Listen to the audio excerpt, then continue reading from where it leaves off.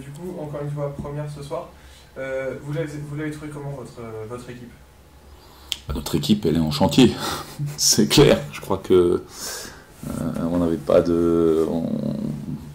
C'est une évidence. Je veux dire, cette équipe, elle a 8 nouveaux joueurs. Et depuis le début de l'année, on n'a pas fait 2 jours avec tout le monde. Donc, non, c'était tout à fait une phase de préparation encore. Après, chaque équipe veut gagner. Donc l'idée, c'était d'utiliser ce match pour continuer de progresser. On n'a pas eu un scénario facile depuis le début de pré-saison par rapport à notre équipe. Donc là, tous les matchs qui vont arriver, on va devoir s'en servir pour construire et entre guillemets rattraper le temps perdu. C'est pas du temps perdu, mais utiliser ce temps pour être au complet et bosser.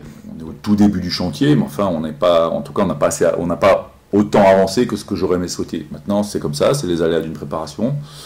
On va normalement récupérer tout le monde jeudi. Maintenant, il y a des joueurs qui se sont pas entraînés depuis 2 semaines, d'autres depuis 10 jours. David Ramsayer qui ce soir revient, il a fait 2 entraînements depuis le 5 mai. Donc voilà, avec une équipe avec des 80% de l'équipe qui se connaît pas. Donc bien évidemment que perdre, personne n'aime ça, mais après il faut mettre les choses dans leur contexte et nous la priorité c'est d'être le maximum entre guillemets prêt pour la reprise. Quand je parle de la reprise, je parle du coup de Saint-Chamond en championnat. Donc on utilise ce temps-là pour essayer de bosser. Je ne connais pas, et je crois qu'on a vu ce soir une équipe de Saint-Chamond évidemment avec 6 joueurs qui étaient l'année dernière, avec des automatismes et voilà, une connexion que nous on n'a pas, donc on doit travailler pour trouver ça. On n'a pas pris d'avance, c'est clair. Maintenant c'est les aléas, on peut pas, c'est des choses qu'on maîtrise pas, qu'on essaye de maîtriser au mieux, mais on maîtrise pas tout.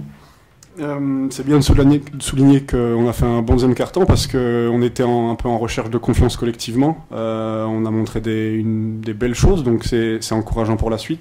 Après, clairement, la deuxième mi-temps, elle était plus compliquée.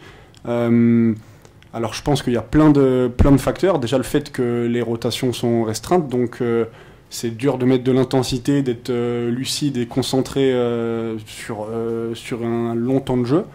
Et le fait de ne pas être au complet, je pense que ça nous pénalise sur ça. Après, comme j'ai dit, on manque de rigueur collective, on manque d'intensité individuelle, on manque de plein de choses, mais ces choses, je pense qu'elles viennent avec l'exigence personnelle, elles viennent avec le temps. Le temps, on n'en a pas passé ensemble, donc les seules choses qu'on contrôle, c'est en gros, nous, l'exigence qu'on met individuellement. Ça, il faut qu'on soit à un niveau au-dessus pour gagner des matchs en Pro V, donc il faut que chacun élève son niveau de jeu. Alors, il n'y a rien d'alarmant pour le moment, mais il faudra plus de chacun, et il faut que ça soit réglé d'ici 2 semaines avant le début du championnat.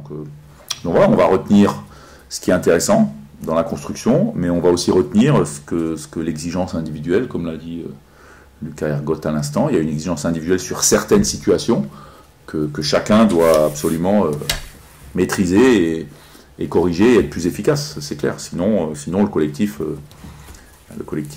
vient dans un deuxième temps.